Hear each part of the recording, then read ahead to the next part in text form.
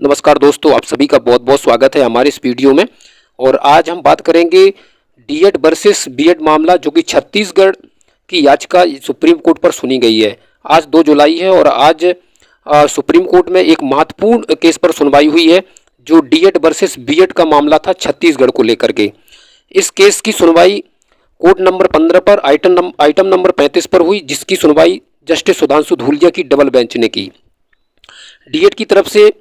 जो senior advocate हैं वो मीनाक्षी अरोड़ा और मनदीप काल्लार जी उपस्थित हुए। वहीं बीएड की तरफ से कोई बड़ा सीनियर एडवोकेट देखने को नहीं मिला, लेकिन दोनों ही पक्षों की तरफ से अपना अपना पक्ष बहुत ही मजबूती के साथ रखा गया है।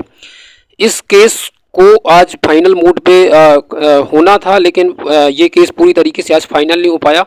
और कल एक बार फिर से इस केस की सुनवाई होगी। हालांकि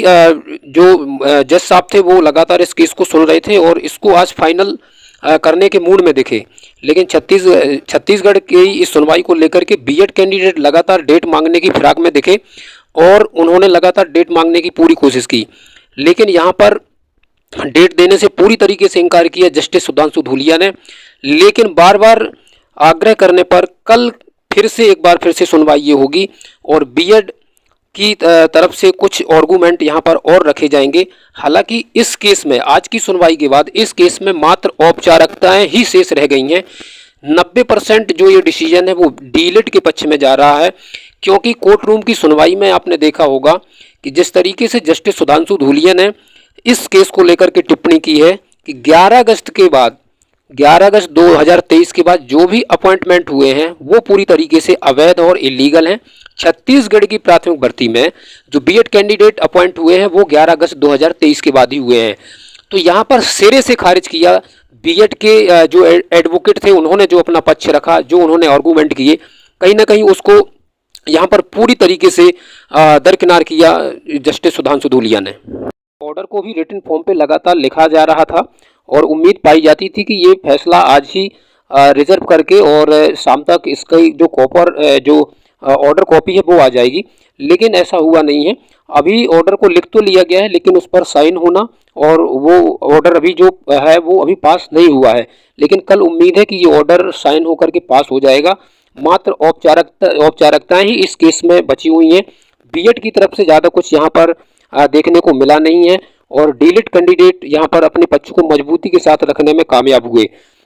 वहीं दूसरी तरफ हम देखें कि क्या इस केस की जो आज सुनवाई हुई है, क्या इस केस को हम यदि मध्य प्रदेश के परिप्रेक्ष्य में देखें या बिहार के परिप्रेक्ष्य में देखें तो क्या इसका इम्पैक्ट पड़ेगा।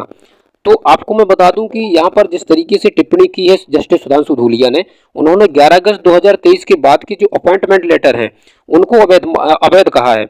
लेकिन मध्य प्रदेश की जो भर्ती है वहाँ पर 11 अगस्त के पहले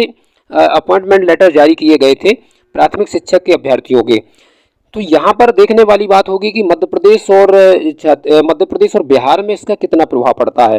हालांकि मध्य प्रदेश की भर्ती को लेकर के जो सबसे बड़ा की पॉइंट था वो ये था सब्जेक्ट टू आउटकम,